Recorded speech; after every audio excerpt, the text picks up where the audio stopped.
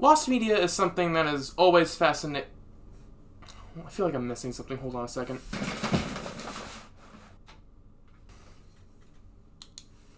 Lost media is something that has fascinated me for quite some time. Just something about its aura of mystery never fails to captivate me. Knowing that it's something just beyond our reach gives it this surreal and almost creepy atmosphere to it. However, the mystery and the hunt surrounding the media can often overshadow the actual media itself. And what doesn't help is all those YouTubers who talk about lost SpongeBob dubs like they're talking about the fucking Twin Towers falling. God!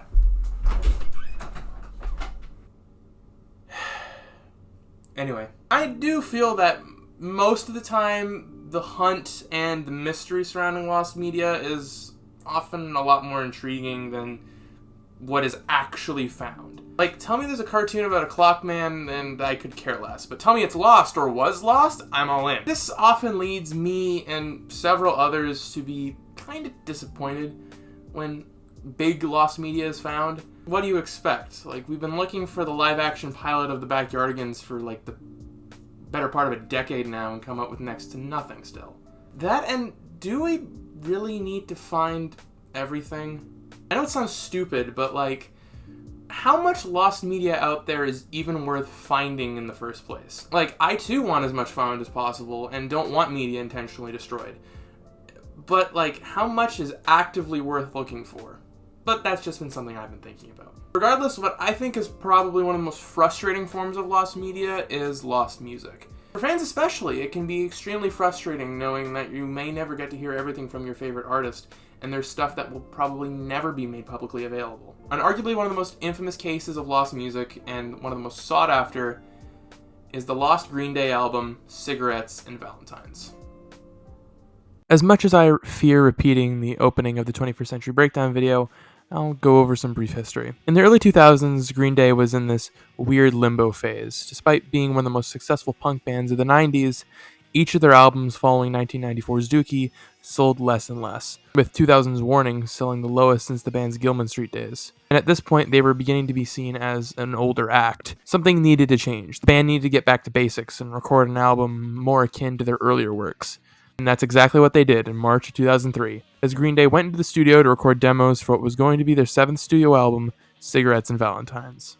Unfortunately, this process wouldn't be the smoothest, as at the time, the band faced many unresolved interpersonal issues, and they were struggling with which direction to take the album. They grew argumentative and resentful. Bassist Mike Dirnt and drummer Trey Cool were beginning to see lead singer and guitarist Billy Joe Armstrong as almost dictatorial, while Armstrong himself was afraid to show the others new material, even asking Dirnt, "Do you want to do this anymore?"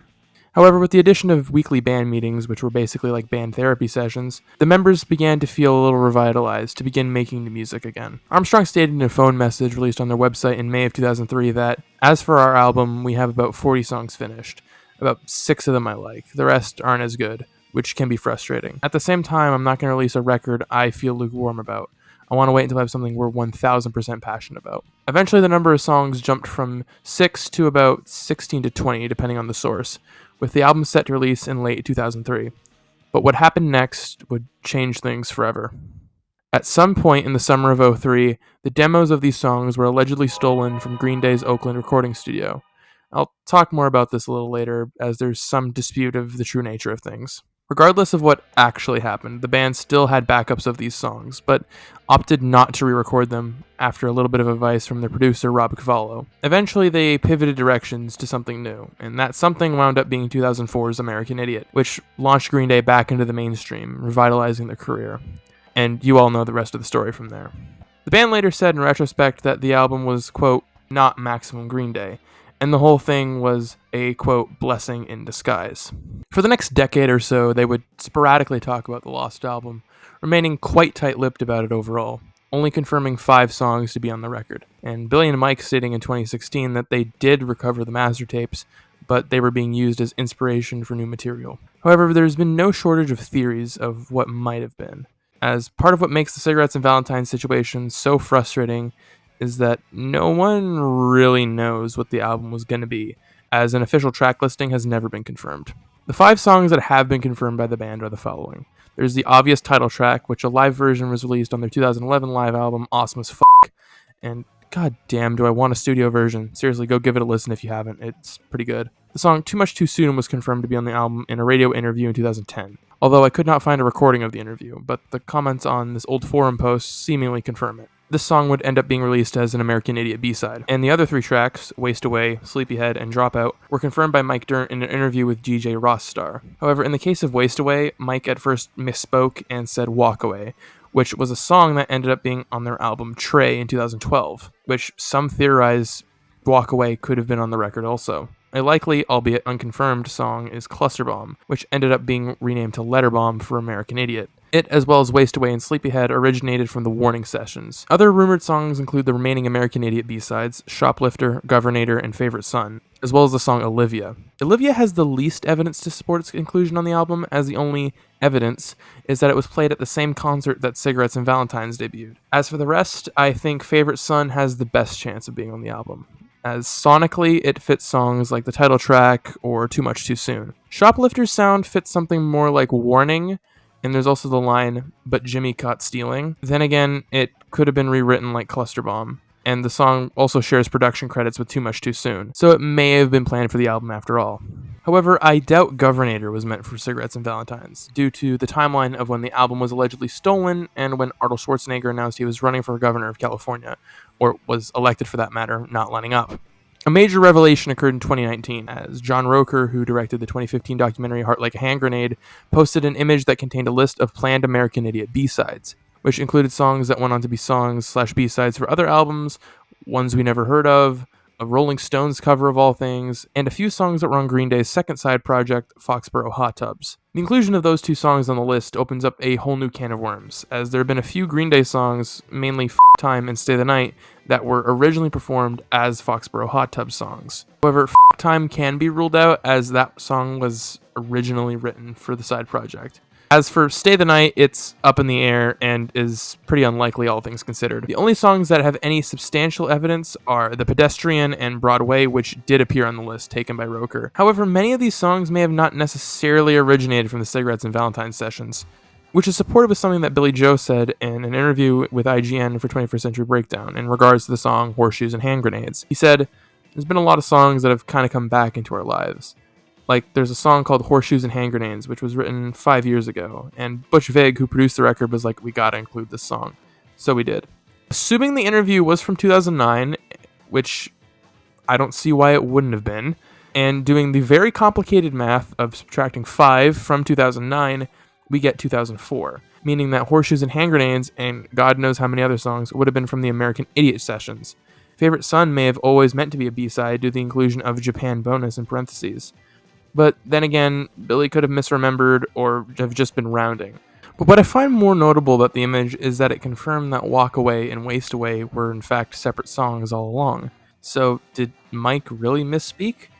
Who knows? Something else of note is the complete lack of Sleepyhead, which some believe became Lazy Bones from Dose, or Lights Out, which was later released as a B-side for Know Your Enemy off 21st Century Breakdown, and does appear on the list. On the topic of such, the other Know Your Enemy B-side, Hearts Collide, has also been suspected of originating from Cigarettes and Valentines, mainly due to the lyrics fitting the Valentine theme, and this is more of a personal thing. It also has a pretty similar vibe to songs like Favorite Son or Too Much Too Soon, so it is possible. As for the ones we don't know, I mean, there's literally no way of knowing what was planned for them, if they were indeed meant for Cigarettes and Valentines or just B-sides. I could keep going on about every single song that's been rumored to have been made with the intention of being included on Cigarettes and Valentines, but we'd be here forever. Like, seriously, it feels like every single unused demo from the Nimrod era to American Idiot and every B-side the band puts out is immediately theorized of originating from Cigarettes and Valentines. And what makes it so frustrating is, like I said prior, there has never been a 100% concrete track list released by the band or its members, unlike some other lost album that has been covered by a YouTuber with much better hair and isn't a channel run by 2 idiots from Alberta. Anyway, there's one more song I want to talk about, and that song is Youngblood. As you probably know, Youngblood is a song that was released on their 2016 album Revolution Radio. So why am I bringing it up here? Well, since Billy Joe Armstrong stated in an interview with NME when talking about the Lost album that the song was, quote, written a long time ago, based on the context of the conversation, this led many to think that it was originally meant for Cigarettes and Valentines. However, he never outright confirmed it to have been on the record. and the song may have actually been written during the 21st Century Breakdown sessions. Case in point, Youngblood was not intended for Cigarettes and Valentines. This is something I just kind of wanted to clear up here, since I've seen many people and even some semi-reputable sources get this wrong. Hell, even I at one time believed it. Dialing things back and honing in on the theft of the album, the assumption that it was stolen is not so simple. The reason I said allegedly earlier is that these claims are disputed by fans and individuals who've worked with the band. So maybe they just scrapped it. The band have even contradicted themselves sometimes, like how Armstrong once said it was they who lost the album, and Mike Dirnt in another interview saying that the files were accidentally deleted from their hard drives. I genuinely have no fucking clue who's telling the truth, but I think the statement Green Day made about the record being, quote, not Maximum Green Day is more important than what actually happened to the album, which might suggest that the band just scrapped the album in favor of something better. And another major piece of evidence suggesting the album was never stolen is that it has never leaked online. Something else of note is what Green Day did in between Warning and American Idiot. Or what these f***ers did, because there's no way they're Green Day. Joking aside, many believe that the network, Green Day's at the time secret side project, is in some way connected to Cigarettes and Valentines, due to the release of their debut album, Money Money 2020, releasing soon after Cigarettes and Valentines was said to have been stolen, and the fact that songs from Foxborough Hot Tubs were included on the list from John Roker. But as someone who's a fake fan and hasn't listened to a single network song, I personally cannot speak on the matter, though I am aware that some fans believe the songs Rochambeau and Supermodel Robots originally started out as Green Day songs. Billy Joe on multiple occasions has denied any connections between the network and Cigarettes and Valentines, but we just can't take his words at face value. I know I'm starting to sound like a conspiracy theorist, but unlike their other side projects, Green Day actively denied being the network for almost a decade, with the two even feuding with one another. So who's to say that he's telling the truth? Hell, some go as far as saying that Money Money 2020 is Cigarettes and Valentines, with different production, and that the lost album never existed, and the whole story about the album going missing was just a cover-up to hide the fact that the network was Green Day in disguise. On the less conspiratorial side of things, and pivoting back to the songs themselves, the belief that the list of American Idiot B-sides is composed entirely of songs that were intended for Cigarettes and Valentines is also not without scrutiny, as the songs may have mostly been just songs that were made with the intention of being B-sides, with some evidence to support this being the aforementioned Japan bonus next to Favorite Son, as well as the 19th Nervous Breakdown cover. I do feel like some songs were definitely made with the intention of being B-sides, but as to the extent of how many were, I have no clue. So what is one to make of all this? Well, the list provided by John Roker is certainly compelling, but there's no way to know how many of the songs were intended for Cigarettes and Valentines. Furthermore, with all the conflicting reports, what really happened to the album remains a mystery. Was it really stolen? Did the band just scrap the album in favor of American Idiot? Is the network related to it at all? Who knows? My stance is this. I personally think that the album did exist, and it was not a cover for Money Money 2020, and the two projects are largely unrelated. However, I doubt that the album was stolen, as in someone broke into their studio and stole the demos. I think it was probably just misplaced, if anything did really happen to it. This would still line up with what Mike Dirnt said in 2016, with them getting the album back. I also believe that a decent chunk of the songs on the B-side list originate from the Cigarettes and Valentines sessions. But by now, I think that it's likely we've heard most of the album in some capacity. Most of the songs have probably been reworked for later material. Something like Waste Away may have ended up being Oh Love due to the lyrics containing the words Waste Away. There's also the aforementioned Sleepyhead, and a song like Too Young, which did appear on the list, may have become Sex, Drugs, and Violence or Too Dumb to Die. But one case in particular I find fascinating, and this comes to us in the form of a Reddit post. For f***'s sakes, I barely even use Reddit anymore. I first heard about this theory when I posted this. Yes, that was me. Also, I upgraded it a little while ago to include 2 more songs that were speculated, and also I hand restored this cover. I'll post these somewhere. The theory from the user Deadbeat Holidays states that the song End of the World may have become the first of the 3 parts that make up the song Forever Now, off of Revolution Radio, mainly citing the use of the phrase Edge of the World, and how it could have started out as End of the World, and how the opening line may reflect the turmoil the band was facing when writing Cigarettes and Valentines, with the rest of the song feeling as if it's about the struggles amongst the band.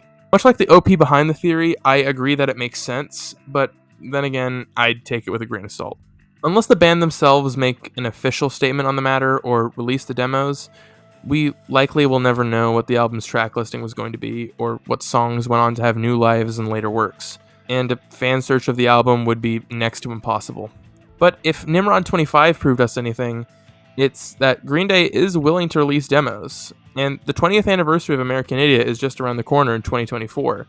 So maybe, just maybe, one day we'll get to hear these demos. But for now, the mystery still remains.